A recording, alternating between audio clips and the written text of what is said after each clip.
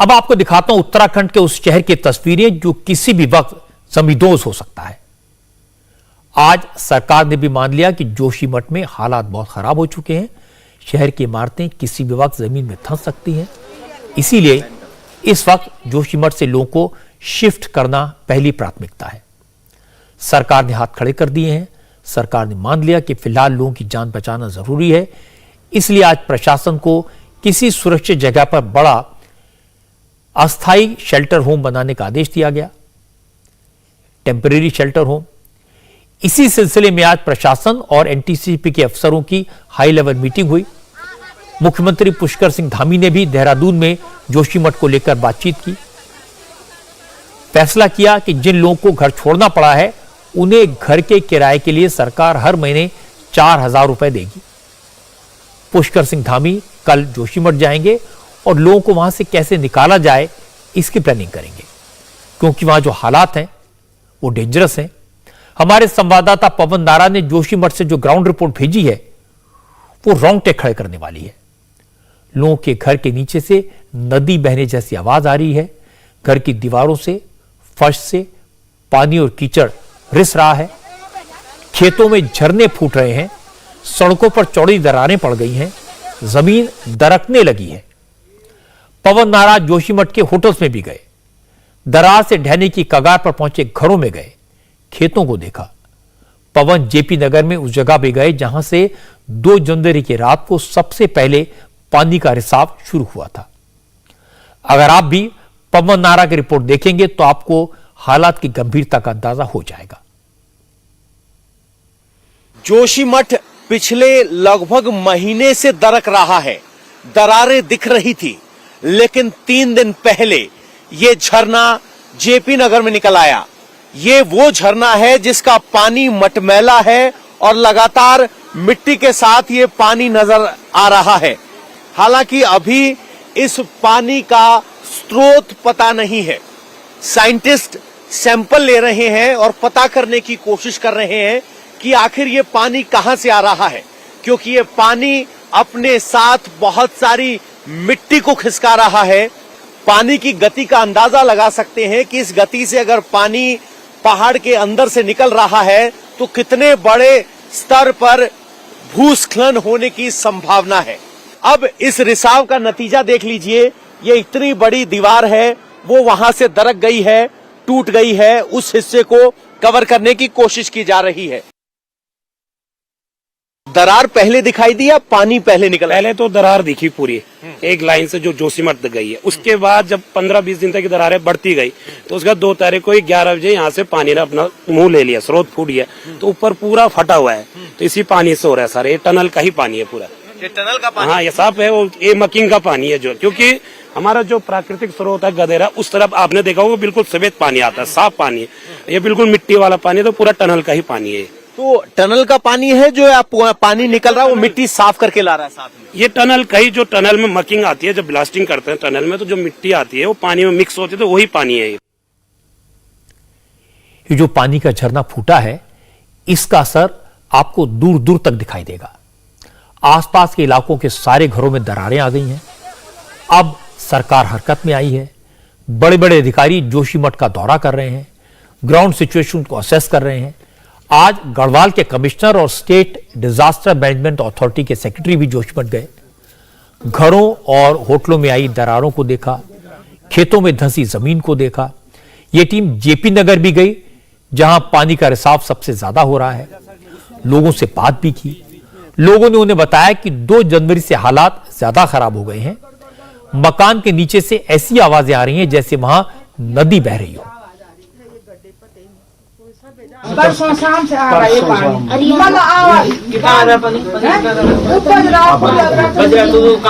पानी ऊपर तो नहीं है, आवाज आ रही वैसे, अब जैसे नल पे आती है ऐसी आवाज, जैसे धारे पे आती है ऐसी आवाज। पहले तो नीचे हो रहा था ना आवाज, जैसे अजीब सी आवाज हो रही थी कि जैसे नदी बह रही होगी नीचे। ऐसे हो रहा था, नीचे लग रहा था आवाज आ रही है। परसों से तो बाहर यहाँ लग रहा थी पानी की आवाज, गड़गड़ गड़गड़ गड़गड़ हो रहा पानी। ये आजकल ही हो रहा कि जब से फटने लगा तब से आवाज आ रही है। जहाँ नए क्रैक्स डेवलप हुए हैं, कुछ होटल टिल्ट कर गए हैं, जेपी कैंपस में नए पानी के स्रोत निकल रहे हैं, जो मड के साथ, मिट्टी के साथ पानी निकल रहा है, काफी तेज धारा है। और वहां तो जेपी का एक पोर्शन लगभग 30% कैंपस पूरा क्षतिग्रस्त हो गया है, नया क्षतिग्रस्त है। आज हमारा पूरा सर्वे पूरे जोशीमठ का होगा, विभिन्न क्षेत्रों में जाएंगे, देखेंगे। अब तक जो देखा हमने, हमारी अगस्त में जो टीम आई थी उनके द्वारा बताया गया कि बहुत सारे जगह पर नए क्रैक्स डेवलप हुए हैं, जो क्रैक्स पहले थे वो बड़े हो गए हैं। जो पानी निकल रहा है वो खतरनाक है, जो मड के साथ वो नीचे वैक्यूम क्रिएट कर रहा है, उसे करना और सिंकिंग हो रही है, वो बहुत ही चिंताजनक बात है। इस शहर में सीवर सिस्टम, ड्रेनेज सिस्टम व्यवस्थित नहीं है, उसके कारण पानी सब जमीन में मरता है। और जमीन जानते हैं यहाँ की जो मिट्टी है मोरेन है, लूज है, कहीं भी अगर पानी में जमीन में मरेगा तो वो अपने साथ पूरा मिट्टी को घोल के ले जाता है और उससे और सिंकिंग होती है। तो इन चीजों को हमें ठीक करना है तत्काल। इनको जिनके घर क्षतिग्रस्त बहुत ज्यादा उनको हटाना, उनको रिलोकेट करना, जिनके घर में माइनर क्षति है उनको रिट्रोफिट करना, जो क्षतिग्रस्त हो गए और ठीक नहीं किया जाता उनके मलबे को हटाना। शहर में जो बिल्डिंग कंस्ट्रक्शन है उसके बायलॉज को बिल्कुल रेगुलेट करना पड़ेगा, उसको बायलॉज को हमको स्ट्रिंजेंट बनाना पड़ेगा, लाइट स्ट्रक्चर बने, गवर्नमेंट हेल्प करेगी उसमें लोगों को। जोशीमठ में जमीन के नीचे से जो पानी के झरने फूट रहे हैं उसकी वजह से मिट्टी धंसने लगी है। जमीन में और मकानों में बड़ी बड़ी दरारें पड़ने लगी हैं। बड़े बड़े होटल्स गिरने के कगार पर हैं। जोशीमठ में 2 बड़े होटल्स हैं, मराली होटल और माउंट व्यू होटल। दोनों होटल्स के नीचे की जमीन खिसक रही है। होटल्स के बीच पहले 5 फीट का गैप था, लेकिन अब दोनों की बिल्डिंग झुककर एक दूसरे पर आकर टिक गई हैं। ये दोनों होटल किसी भी वक्त गिर सकते हैं।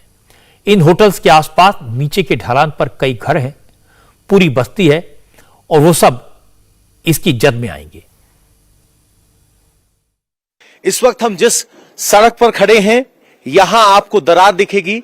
शायद आपको यह दरार इतनी बड़ी ना लग रही हो, लेकिन जैसे ही आप इस किनारे आएंगे तो देखेंगे कि ये मलारी होटल है। इसके नीचे यहां दरार का आलम यह है कि यहां दरार ऐसी है मानो सड़क से ये होटल बिछुड़ गया है। आराम से काफी नीचे तक हाथ जा सकता है और ये दरार इस पूरे होटल की तरफ आगे बढ़ती चली जाती है, यानी इसका बेसमेंट पूरी तरह से खिसक के हट चुका है। और सबसे बड़ा जो चिंता की बात यह है कि यह होटल इस बिल्डिंग के सहारे खड़ा है और यहां इन दोनों होटलों के बीच लगभग 5 फीट की दूरी थी। अगर मेरे कैमरामैन यहां सामने आए तो हमारे लिए समझाना बहुत आसान हो जाएगा।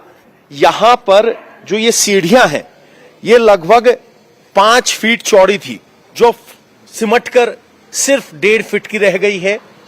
ये बिल्डिंग अब इस बिल्डिंग के सहारे खड़ी है और झुकाव आप देख सकते हैं, 3री मंजिल तक बिल्कुल मिल गई है इससे। और इसके नीचे जितने भी मकान हैं वो सब टूटे हुए हैं। मेरे कैमरामैन थोड़ा सा अगर आगे आए तो यहां की स्थिति आप समझ सकते हैं कि इसकी पूरी नींव में क्रैक है और ये पूरी बिल्डिंग पड़ोसी बिल्डिंग के सहारे पर खड़ी हुई है। और ये सिर्फ इकलौती बिल्डिंग नहीं है, 570 ऐसे मकान, दुकान, घर चिन्हित किए गए हैं जिनमें ये दरार है। आपने देखा कि किस तरह से खतरा उठाकर पवन नारा ने तस्वीरें भेजी और तस्वीरें दिखाती हैं कि हालात वाकई में खराब हैं। इसीलिए लोग घर छोड़कर भागने के लिए मजबूर हैं। अब घर तो छोड़िए, अब खेतों में भी दरारें आने लगी हैं। पवन नारा खेतों में भी चले गए और उन्होंने बताया कि वहां तो इतनी मोटी दरारें थी जैसे भूकंप के बाद धरती फट जाती है। यही वजह है कि लोग भागने लगे हैं। सर्दियों के दिन हैं, कड़ाके की ठंड पड़ रही है और ऐसे में परिवारों को आधी रात को घर छोड़कर आना पड़ा। प्रशासन ने अब तक करीब 40 परिवारों को सुरक्षित जगह पर पहुंचाया है। इन लोगों को मुश्किल तो हो रही है, लेकिन वो भी जानते हैं जान बचाना ज्यादा जरूरी है। इस वक्त हम जोशीमठ की नगर पालिका परिषद के दफ्तर में हैं। यहां पर कुछ कमरे हैं जिन कमरों में विस्थापित लोगों को रखा गया है। लगभग 6 से 7 परिवार अभी यहां हैं। कुछ परिवार गुरुद्वारे में हैं, कुछ के लिए इंटर कॉलेज में व्यवस्था की गई है, लेकिन ज्यादातर लोगों ने अपने रिश्तेदारों के यहाँ शरण ली है, क्योंकि बहुत से लोगों के रिश्तेदार जोशीमठ में ही रहते हैं। एक परिवार यहाँ है, देखेंगे आप तो परिवार पूरा सामान लेकर यहाँ पहुंचा है। बक्सा बता रहा है डीएस रावत जी का, एसएसबी में इन्होंने नौकरी की है। यहाँ इनके घर का सारा सामान है, एक कमरे में किचन सेटअप किया है। और इस त्रासदी की सबसे बड़ी परेशानी इस बच्ची को झेलनी पड़ी है, जिसकी उम्र सिर्फ 6 महीने है। ये बच्ची को देखो, इसकी गाल कैसी फट गई, ऐसे पकड़ के आई और घर में बेटे बहू को बोला चलो चलो, सभी लोग भागे इधर उधर से, बड़ी दीदी लोगों को भी उठाए, रोते भी लगते हुए। कितना सामान, कितनी परेशानी झेली हमने, खाली ऐसे भागे भाग दौड़ करके। तो कभी सोचा था ऐसा भी दिन आएगा कि जिंदगी की कमाई, सारी जिंदगी की कमाई लगाई, क्या करें। 2 तारीख की रात को जब हम 11-12 बजे मतलब वहाँ से हल्ला हुआ, सब लोग भागने लग गए थे। उसी दिन तो दूसरे दिन उसी रात को पूरा मतलब जो नीचे से दीवारें थी वो सारी फट गई थी। तो तब हमें भी ऐसे निकलना पड़ा, ऊपर रोड में भाग गए थे हम उसी दिन। तो दूसरे दिन तब हमको यहाँ रहने की व्यवस्था की, लेकिन यहाँ पे भी हमें बहुत प्रॉब्लम हो रही है। किचन की व्यवस्था नहीं है, पानी की व्यवस्था नहीं है, परिवार के सारे लोग हैं तो इकट्ठा इतना रहने के लिए नहीं हो रहा है। बहुत सारी प्रॉब्लमें हो रही है यहाँ पे भी।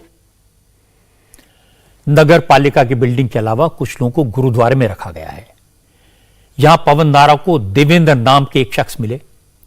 देवेंद्र मजदूरी करते हैं, किसी तरह घर बनाया था, लेकिन अब वो भी टूटने वाला है।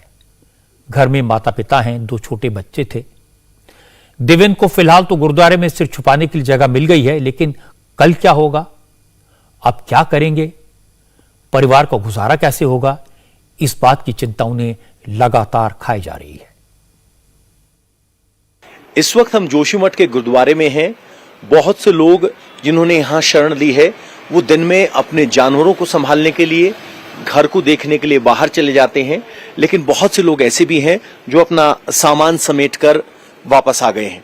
अब सोचिए, एक कुकर, एक गैस, एक सिलेंडर, 4 कंबल, इनकी गृहस्थी सिर्फ इन 4 चीजों में सिमट के रह गई है। 3 दिन के अंदर हुआ है वो। 3 दिन में सारे रहने लायक नहीं है, सारी मकाने टूट फूट हो गई, रहने लायक। क्या करते हैं आप? मैं मजदूरी करता जी। तो कभी सोचा था कि ये घर ही चला जाएगा?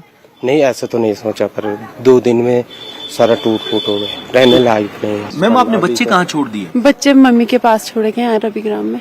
अच्छा, और मम्मी पापा सास ससुर कहाँ? सास ससुर अभी आ रहे हैं उधर। अच्छा, कितने दिन यहाँ रहने का सोचा है आपने? अब देखेंगे, जब तक सरकार हमें वो नहीं कर देती, कहीं हमारा वो नहीं कर देती, तब तक देखेंगे।